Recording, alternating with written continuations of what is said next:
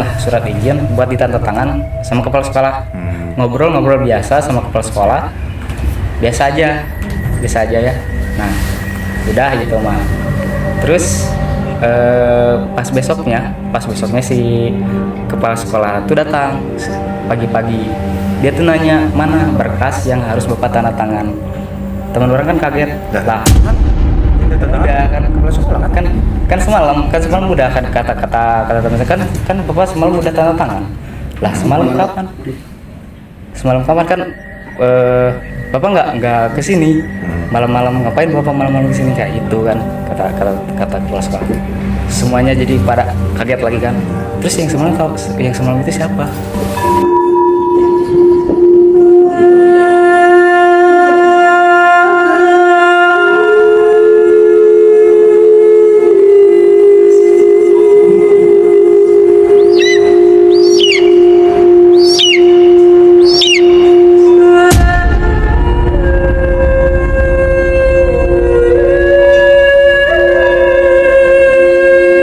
Channel.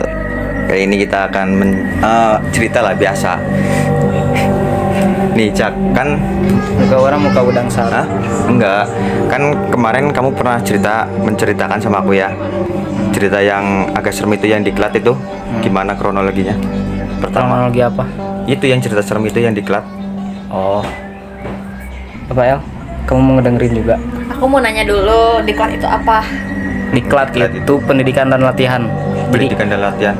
Pas kalau misalkan kita masuk organisasi harus ada diklat dulu. Sebelum kita jadi anggota, kita didiklat dulu gitu. Diklat pendidikan dan latihan. Boleh tahu ikutan organisasi apa? Paskibra kecamatan. Itu pas mau pelantikan Paskibra kecamatan. Gitu ya. Jadi dulu pas tahun 2016 saya tuh bukan ikut sih, jadi tamu panitia di salah satu Paskibra kecamatan Majalaya. Dan tempatnya itu tempat diklatnya ada di salah satu sekolah. Nah, konon katanya sekolah itu tuh dulunya bekas rumah sakit. Ya. Berarti rumah sakit udah lama lah ya nggak kepake Ya, gitu. jadi sekolah. Iya, jadi dari rumah sakit itu kebanyakan kan di desa-desa itu tuh, bahkan di kampus saya juga ada yang bekas rumah sakit jadiin sekolah SD. Bekas bangunan dulu tuh jadiin sekolah. Nah, jadi cerita awalnya tuh pas saya datang maghrib lah, masih belum ada hal-hal kejadian yang ini. Nah, acara masih berjalan lancar, biasa aja, nggak ada gangguan, nggak ada apa-apa. Tapi kejadian pertama pas jam 11 malam. Itu kejadian pertama pas pos-posan. Ada satu kelompok A lah, bilangnya kelompok A. Semua itu cewek semuanya, 4 orang. Dan si kelompok itu matanya ditutupin, terus harus pegangan ke pundak teman-temannya, berjajar gitu ya. Nah, berjajar. Nah, terus kan itu ada instruksi. Jadi kata panitia ikutin instruksi apa yang dibilangin kata panitia. Misalkan maju ke depan berapa langkah, terus belok kayak gitu. Nah, itu tuh semuanya tuh ngedengar, semua peserta itu ngedengar. Dan kejadian anehnya pas ada aba-aba, panitia suruh ngebuka penutup matanya. Itu aneh banget, serius. Gimana ya, kalau mau dipikir secara logika kayak nggak masuk logika, tapi ini nyata. Pas dibuka semuanya itu udah berpencar, yang satu di toilet, yang satu di kelas, yang satu di lapang, yang satu di UKS. Berarti itu yang ngarahin bukan panitianya itu? Panitia ngerasa ngarahin, cuman pas udah si peserta itu gak kelihatan, udah semuanya berpencar. Yang seharusnya di tempat di pos A misalkan, tapi ini semuanya berpencar. Satu di lapangan, satu di UKS, satu di kelas, satu di toilet. Aneh sekali ya. Iya, makanya itu gak tau gimana. Dan pas mereka kan pegangan pundak terus kan, pegangan pundak terus kan. Tapi Ya itu berpisah gitu. Pas dibuka mereka satu-satu bisa. Oh, sendiri-sendiri. Iya, sendiri-sendiri.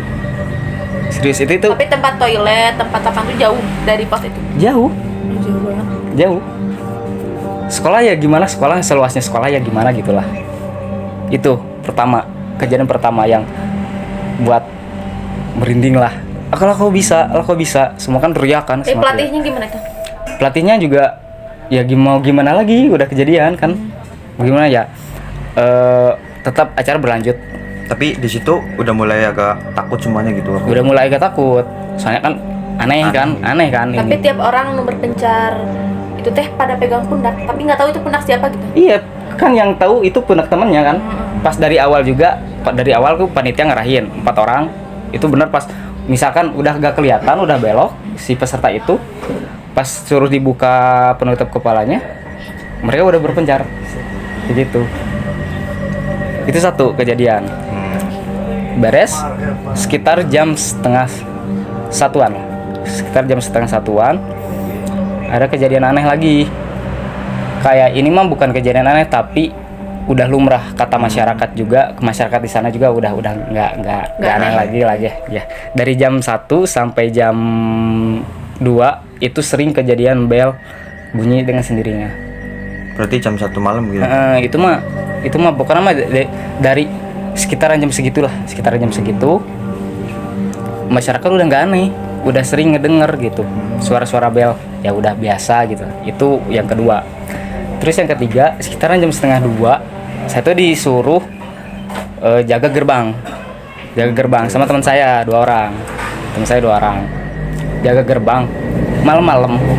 Itu tuh nggak ada angin, nggak ada apa-apa, cuman gerbang kan tahu gerbang besi kan, besinya kuat lah. Cuman kayak yang ketebak angin kencang banget, kayak Berarti bunyi goyang-goyang der. ya gitu, kencang bunyinya. Padahal Kan kaget kan, gede gitu. nggak ada angin sama sekali, Oh, nggak ada. tapi kayak yang ketebak angin gitu. Mungkin itu lewat gitu.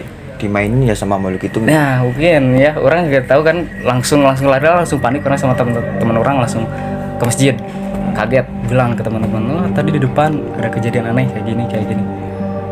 Setelah makin panik kan panitia, ini gimana, mau dilanjutin apa enggak, lanjutin aja lah selama kita punya niat baik mah, kata panitia, kata salah satu panitia teh. Yang penting kan kita di situ nggak mengganggu itulah. Nah terus teman saya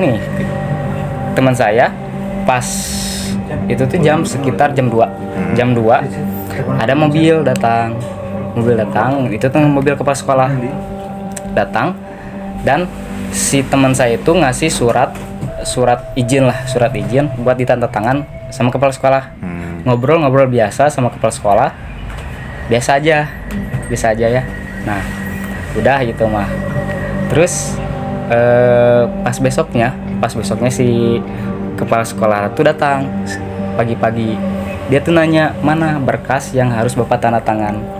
Teman orang kan kaget lah, Itu kan yang kan datang udah kan kepala sekolah kan semalam udah kan kata teman saya kan bapak semalam udah tanda tangan lah. Semalam kapan kan bapak nggak kesini. Malam-malam ngapain bapak malam-malam kesini, kayak gitu kan kata kepala sekolah.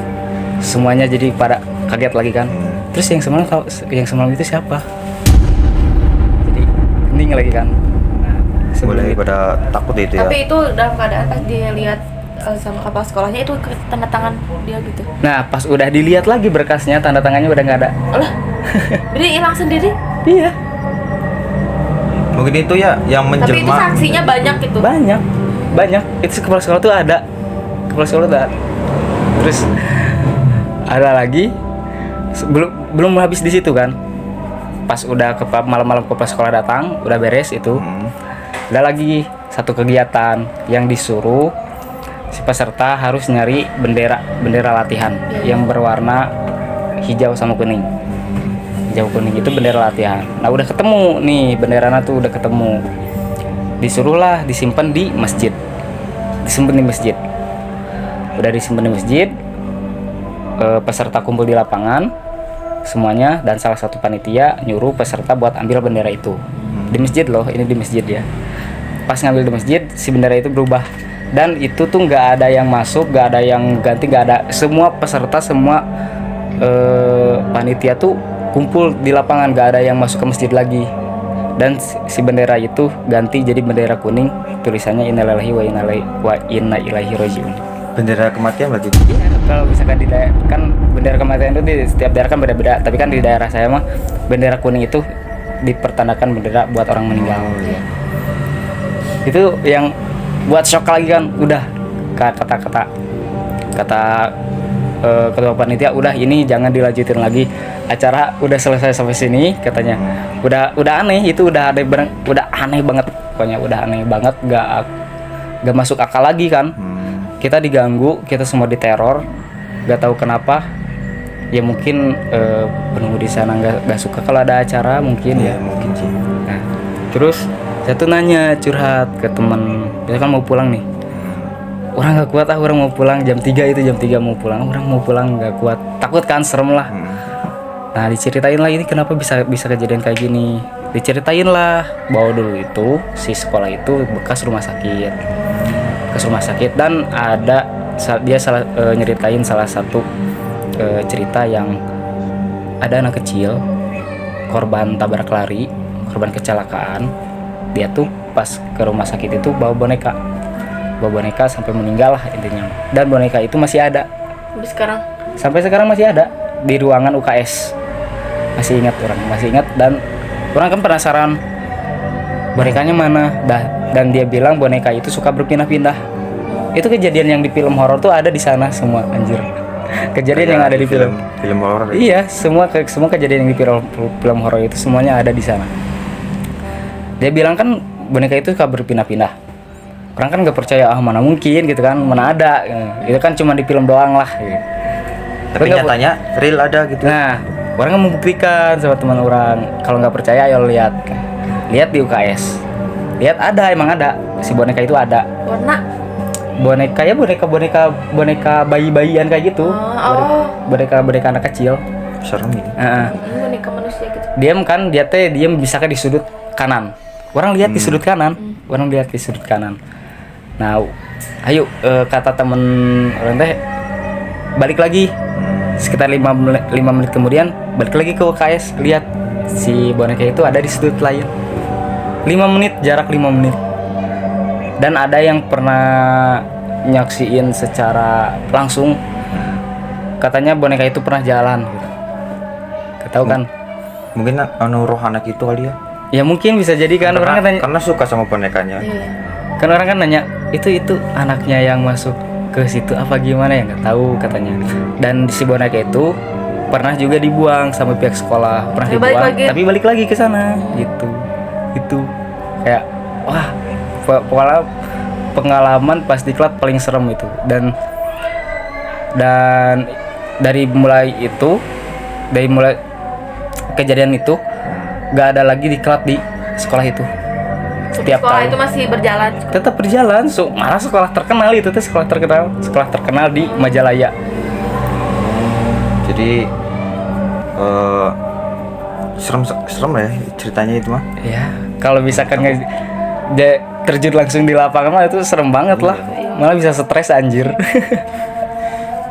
Terus gimana El jadinya? Menurut pendapat kamu ini ceritanya gimana gitu? Serem atau enggak, atau gimana? Kalau menurut aku mah ya ceritanya, kalau misalnya kalau diceritain sama orangnya mah ya pasti serem-serem. Cuman mungkin kalau aku yang ada di sana mah udah takutan. Udah pingsan member. Tapi alhamdulillahnya nggak ada yang kesurupan. Cuma diganggu aja, tapi nggak ada korban. Nggak ada korban, alhamdulillah nggak ada korban. Oke, jadi teman-teman, Ci Rojak udah menceritakan semuanya ya. Jadi ceritanya begitu. Terima kasih yang udah menonton. Jadi untuk semuanya, dimanapun kita berada, pasti di situ ada penunggunya, sosok makhluk. Jadi kita saling menghormati. Karena kehidupan kita pasti berdampingan sama makhluknya kayak gitu ya. Oke, jadi terima kasih yang sudah menonton. Jangan lupa like, comment, dan subscribe. Dan jangan bosan-bosan dengerin cerita saya. Ya, terima